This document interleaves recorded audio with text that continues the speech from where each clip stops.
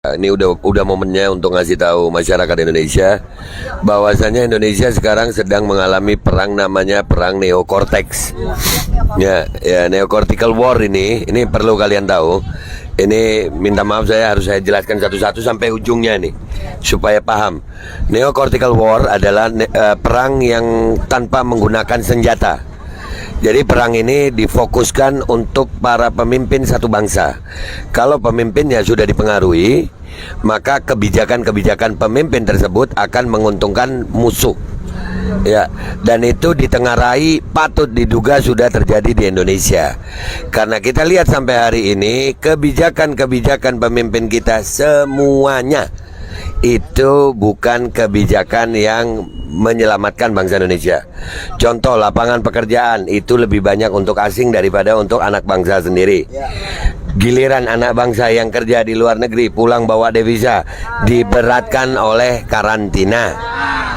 Ya, jadi ini coba diperhatikan. Ini kebijakan bagaimana seorang pemimpin bangsa kita yang notabene putra bangsa Indonesia, lahir di Indonesia, besar di Indonesia, nama Indonesia banget. Ya, tapi kebijakannya itu merugikan Indonesia. Ini baru satu kebijakan, masalah tenaga kerja.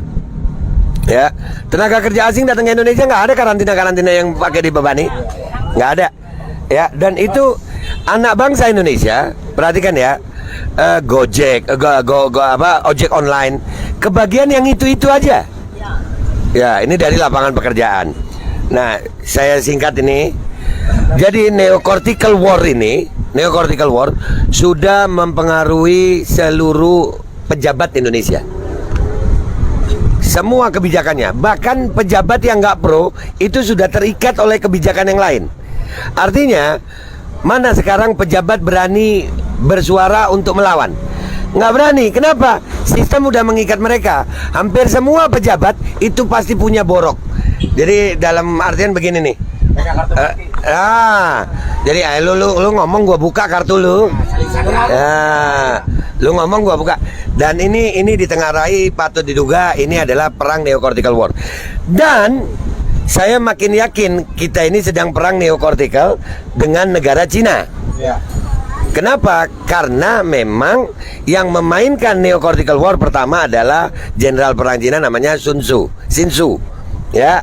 Dan itu sudah dilakukan.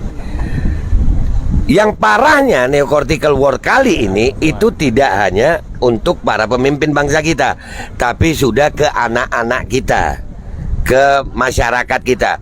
Masyarakat kita ini sekarang mengalami standar ganda. Itu taktik neocortical war.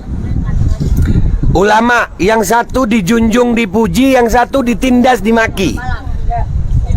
Supaya ulama sama ulama musuhan. Betul. Iya, kelompok beragama, yang satu agama diangkat-angkat, yang satu diinjek-injek. Iya, atas nama intoleran. Diangkat-angkat, diinjek-injek, supaya apa? Diadu. Padahal enggak, dua-duanya korban. Betul. Yang diangkat korban. Ini ulama yang lembut-lembut diangkat-angkat. Lu kira lu bukan korban? Korban juga, kakak. Korban juga. Iya. Dan ini yang paling parahnya kenapa kita harus menuntut Kemenkes. Sampai hari ini kami sudah meminta data dari Kemenkes, data dari BPOM. Kami sudah menyurati resmi untuk membuka tentang efikasi vaksin. Enggak dikasih, katanya classified. Kita meminta bunyi kontrak vaksin, enggak dikasih, classified. Dengan alasan yang tidak masuk akal. Kata mereka bisa mempengaruhi persaingan usaha. Loh, yang minta ini rakyat. Rakyat mau usaha apa? Kami tidak jualan vaksin. Kami bukan sales vaksin. Bahkan botol bekas vaksin aja nggak bisa dijual. Kalau limbah medis yang lain, rakyat itu masih kebagian. Botol infus masih bisa tuh diolah lagi. Terus yang lain apa? Suntikan masih bisa. Botol vaksin bekasnya kagak ada. Jadi disimpan. Ini ada apa? Rakyat harus tahu. Dan sampai hari ini 99,sekian% anak itu tidak ngefek sama COVID. Sehat. Loh, kenapa harus dipaksakan? Jadi dari sini kita menduga mereka punya tujuan kepada rakyat Indonesia.